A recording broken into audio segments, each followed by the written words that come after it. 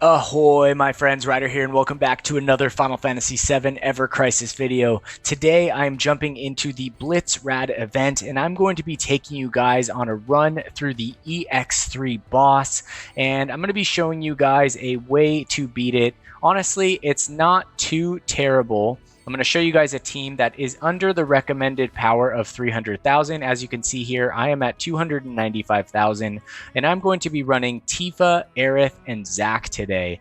Now, I'm not using Leviathan's Tidal Wave. If you do have it, I have mine at level 8. I figured some people wouldn't have it up there, so I didn't want to be using it. I am, however, using Briny Bellow, which I think these kind of, are these even single target? Yeah, I think these single target attacks, they basically never get used, so I'm actually kind of excited to bring this out because honestly, Briny Bellow is one of those moves that in the actual Leviathan fight was like the most annoying one. It was like way worse than Tidal Wave. So that being said, guys, the Blitzrad boss is basically the exact same thing as before. The only thing that can be broken on him is physical defense down. So Zack is going to be doing physical DPS, while Tifa is also doing magic DPS. Throughout the fight, the Blitzrad boss will steadily increase its lightning potency. So he does start to hit harder and harder throughout the fight. However, with a dedicated AoE healer, this is not going to be too much of a problem.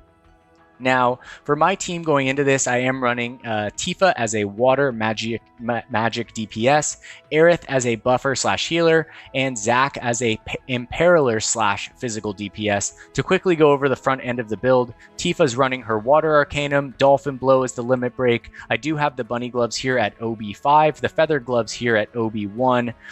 All of her materias are magic attack boosting stat sticks. For Aerith, we have the Kamara dress, the one and only. Gosh, I love this thing. Along with the Kamara wand here at OB4 and our happy-go-lucky fairy tale here at OB10. Healing wind is the limit break right here. And other than this Watera blow, which I'm actually going to switch over to a Watera. All right, so let's do this. Healing, magic attack up. All right, I'll take that. So basically, other than that, Aerith is going to have 2 Curas equipped. One is for a single target heal, right? Because the Kamara wand has the healing ability potency 20%, and then the all cure right here. So actually she can equip 2 heals and get the most out of them. So this is an AoE heal right here. So technically you could bring some other breaking weapon. However, because Zack is basically covering physical break on both of these weapons right here, honestly I could even drop the Twinkling Star right here and take Ceremonial Sword Z, but I'm not even going to do that. He's basically just using Watera blow anyway throughout this fight. So essentially, yeah, since you can't break his magic defense, Zack's going to cover that anyway. So essentially I have 2 AoE heals, so not really necessary, but it is what it is. If you guys have something else you can slot right here, you could very well do that. Other than that, we have a Watera right here for her magic attack. And then Zack right here is going to be running his buff debuff costume right here. Briny Bellow, Leviathan, Black Whiskers. So you will need an Imperiler, or it's going to make the battle a lot easier because he is a very tanky boss. And from what I've heard about the Crash fight, it's like 10 times worse. So yeah, essentially the nature of this fight is Tifa DPS, Aerith is just going to double cast Kamara wand while healing, and then Zack is just going to be in charge of taking the Imperil to high and then basically spamming Watera blow.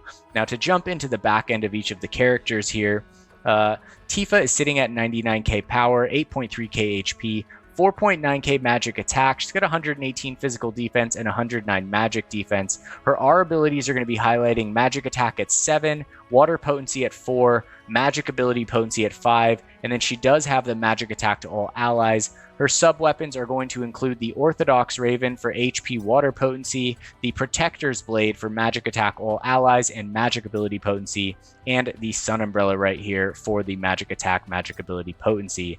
Now, looking at Aerith over here, 98k power, 10.7k HP. She's got 2.3k magic attack, 121 physical defense, 112 magic defense, and 2.9k healing. Her R abilities are going to focus HP, healing, lightning resist, All right, we've got some limit break potency, buff debuff extension at 4, buff debuff extension plus right here, and then the boost magic attack to all allies. Her sub weapons are going to include the Leviathan Buster for lightning resist and HP. We also have the Centipede here for the healing and buff debuff extension, and last but not least, the guard stick for boost healing right there. Now, Zack over here is sitting at 96k power, 9.6k HP, 3.3k physical attack. He's got 105 physical defense, 118 magic defense, so pretty solid all around. HP at level 4, physical attack at level 6. He's got water potency at level 8, physical ability potency level 2, some buff debuff extension here as well at level 2, and the physical attack to all allies. Now for his sub weapons right here, we have Glenn's limit break draw axe. We have this chariot wheel. I guess I don't really need this on him. I think it accidentally got switched onto him from Tifa. So let's see what we can do. I want a buff debuff extension for him. So let's jump down here, go to buff debuff extension. All right. And let's slot this one right here. All right. Yeah, that should do actually very nicely, I think. All right, so that'll take his buff debuff extension to actually level 3. All right, and the last thing we have here are the Grand Gloves for healing and water potency. Water potency is a high thing right there. He doesn't really need the healing, but it is what it is. So our power caps off at 296,000. Let's get into the fight.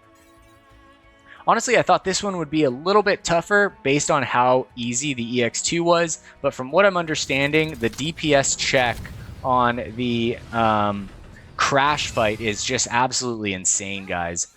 Alright, so at the start of this fight, he is going to start casting a big attack here in a second. Aerith is just going to start solidifying herself and raising the physical attack of her and Zack. Alright, Tifa is going to be doing her thing right there. Alright, so just getting off all buffs right here.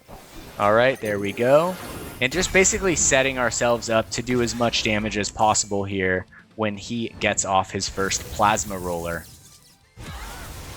Alright, so there we go. Now from here, I'm just going to go into water blows, guys. I could take that physical defense boost to high if I wanted to, but I don't really think it's too necessary. Tifa's just going to be spamming her ability right here, and Aerith is just going to be healing in the interim while keeping the physical attack buff boosted to high the entire time. Alright, here we go. Switching back to Tifa. Alright, let's see here.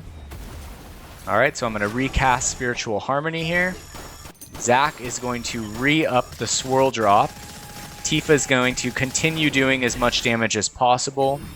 I think I'm going to drop a Cura right here on Aerith. Here comes the bombs, alright? So with these bombs, just like the first wave, guys, they must be killed. Okay, it's extremely important that you kill these bombs as fast as possible because they will kill you when their burst goes off. Alright, so here we go. Alright, there we go. Alright, so 1 bomb down. Alright, 2 to go. Just going to spam this as much as we can. Okay. Oh my gosh, it's going to be real close, guys. I might have to use my summon here. Alright, there we go. Barely got it off. With Leviathan, that's going to be a lot easier, guys. You won't have to really worry about that if you have it. If you don't, you guys can see right here that it's not actually needed in order to win this fight. Okay, here we go. Alright. Now, just trying to get off all of our buffs back on before the boss casts his next attack right here. Alright, so he's fully imperiled now. We're basically resetting. The boss switches back and forth between physical and magic damage. As you can see, he can hit pretty damn hard, though. Alright, so there's his next. Now he's raising up his lightning potency there, I do believe. Alright, Tifa's just going to be spamming Aqua Splash right here. Aerith will use Spiritual Harmony. And at this point, I think I'm going to save. Actually, I'm going to drop both of my limit breaks right now. Alright, here we go. There's Briny Bellow, guys. Bet you haven't seen this one in a video in a minute, if ever. Actually a pretty sick animation, not gonna lie. Damage, not bad, 78k, so still pretty solid.